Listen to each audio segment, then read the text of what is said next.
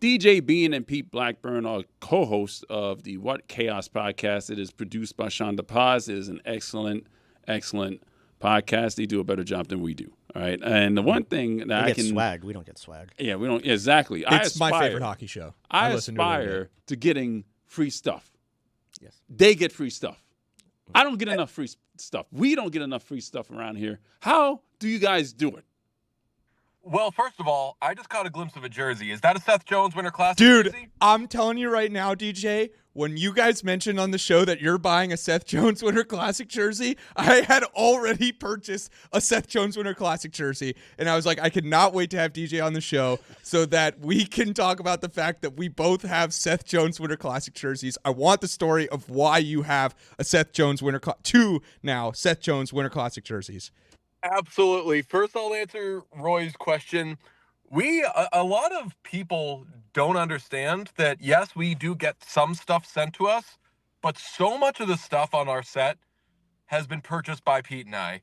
Like, it would be embarrassing if I told you how little I've netted from this show relative to what we could have netted if we did not buy stuff at every turn. We're obsessed with team stores. We love it.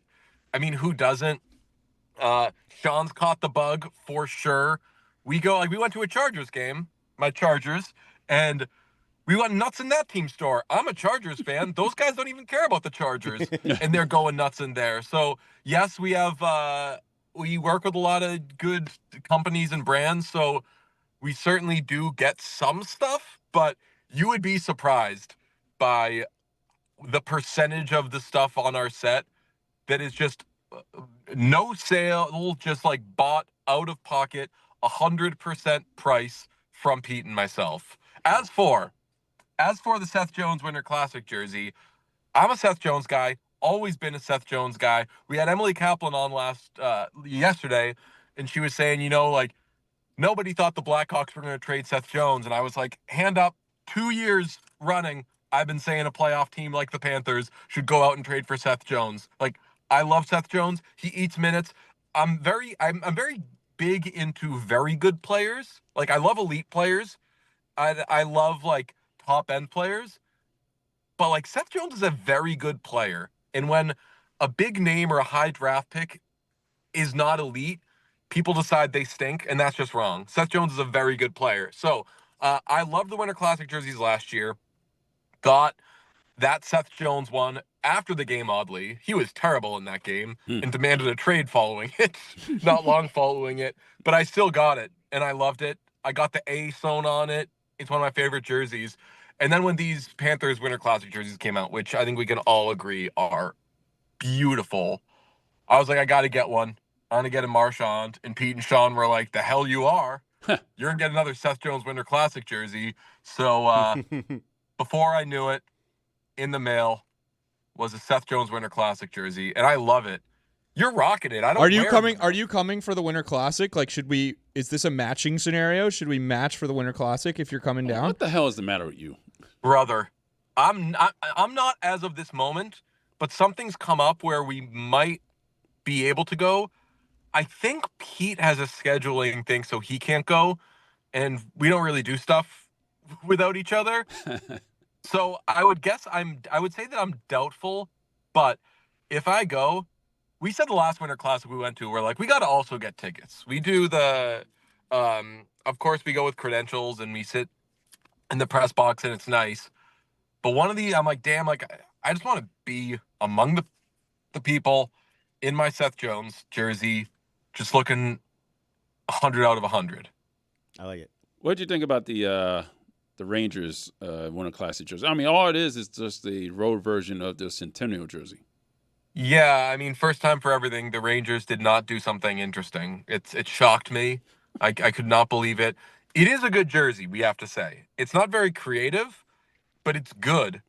It's just like, I don't know, like, would you rather be the Rangers who have a 10 out of 10 jersey and will only generally do kind of slight variations of it? Or would you rather be the Celtics who have a 10 out of 10 jersey and every now and then they'll be like, we got gold jerseys now. We got We got like black and green jerseys now, and everyone's like, worse. Yeah. That's worse. Don't do that. So you're kind of damned if you do, damned if you don't. So, DJ, something happened in the Panthers game last night. They lost to Nashville in overtime, but I think it was in the third period. Philip Forsberg tried something that is becoming fairly common these days, and it's a Michigan goal, and we'll put it up here for you. Bob defended it beautifully. It was almost reaction for Bob to just pop his glove. As soon as he saw what was going on, right here, you see him snap. Before he's even snapped his head around, he already had his glove up. I thought that was perfect. My question to you is the Michigan now outdated? Is it over? Are we over it? Is it so easy that goalies have it in their repertoire to stop it? Do we need the next Michigan? We've been trying to figure that out on our show for a while. Like, is the Michigan over? I think it will honestly get cooler the more, like, Philip Forsberg is no spring chicken. He's not old, but he's no spring chicken. I think that if it's not just the Trevor Zegrases and Connor Bedard's doing it, I think that it actually becomes cooler, and not in the way that, like, I think it's cool when I do 6'7" as a 5,000-year-old. Oh, God. I think that if you have older players trying the Michigan, it's kind of interesting. But you hit on what I like about it. Our friend Steve Peters, who's one of the former Coyotes video coach, like the best hockey analyst in the world for my money, he has been very big on stand up, just like yelling at the goalies, like stand up. Reverse VH has taken over the world, and you don't always need to be in that position. Sometimes standing up is the better play. And Bob didn't stand up, but at least he was accounting for the top corner of the net there, because you see so many goals that are now scored by players banking on a goalie being down. So I like that players are trying to outthink it. And I like the goalies now, finally, we saw it last night with Bob, are kind of starting to answer for it. DJ, your team, the Edmonton Oilers, they beat the Seattle Kraken 9-4 last night. But the way the season is going, what are they doing? It's weird because the Panthers and Oilers obviously are intertwined for a lot of reasons that you lot probably prefer, and that don't make me super thrilled. But going into the year, I was pushing the idea of a fallow year, which in agriculture is when you don't plant anything and you don't grow stuff, and you say, you know what, this year we're going to let the soil like get all its nutrients back, be in tip-top shape for when we grow stuff again. And I didn't know if it was going to be this year, but I knew it had to happen at some point. During. Sorry. Oops, you got a text? Yeah. Yeah. No, so I'll reset from the Oilers thing. In the case of the Oilers, no one's going to remember this, but before the season, The Athletic put out rankings, like statistical researched rankings on all of the strengths and weaknesses of all of these NHL teams. And the Oilers were ranked the #1 defensive team in the NHL, which I was like, I love the Oilers. And I kind of see why you mean that they're a good defensive team, especially in the playoffs, because they shut that the hell down. I don't know if they're the best defensive team, but I guess we'll find out. They have been defensively dreadful this season. And there's been a lot of nights where the offense hasn't been there. When Jack Roslovic, who was basically a free player they got after the season started, got injured, I was like, oh no, there goes one of their best offensive players. So the short answer is the kind of cliche of not enough guys have really shown up this year. They were without Zach Hyman for a while, but he's back and he's really starting to get going. Ryan Nugent-Hopkins was a big miss because he's been playing some of his best hockey of the season this year. So without him, that really, really hurt.